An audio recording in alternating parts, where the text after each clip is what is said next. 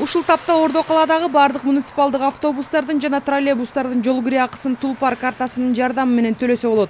Шаардык коомдук транспортто электрондук билет менен өткөрүү боюнча долбоору мамлекеттик жеке өнөктөштүктө иштеп жаткан ийгиликтүү долбоорлордун бири. Долбоор 2019-жылы апрель айында башталган. Ошолдон бери 2 жылдан ашык убакыт өттү.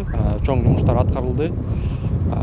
Бардыгына 1 миллионго жакын доллар акча каражаты сарпталган. Бул бардык акча каражаттар жеке өнөктөштүк, жеке инвестордун тарабынан коротулган.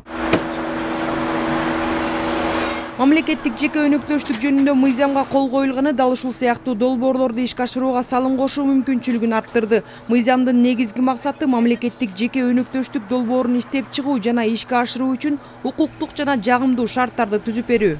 Жаңы мыйзамдын алкагында ушул ыйгарым укуктуу өкүлдүн органында өзүнүн функциялары жакшыртылат жана күчөтүлөт.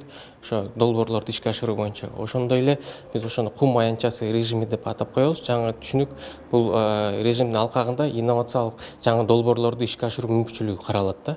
Эгерде кызыктар тарап, инвестор тарап ошо өзүнүн жеке сунушу менен мамлекеттик органга кайрылууга укук берилет. Мыйзам менен мамлекеттик жеке өнөктөштүк долбоорлорун пилоттук турдуу ишке ашырууну жөнгө салган кум аянтча долбоору атайын жөнгө салуучу режими каралган. Ошондой эле долбоорду демилгелөө, жолжоолору жана сынактарды өткөрүүнүн баскычтары жөнөкөйлөтүлдү. Мекеме иштеп кетсе, ар бир инвесторго жекече мамиле кылып,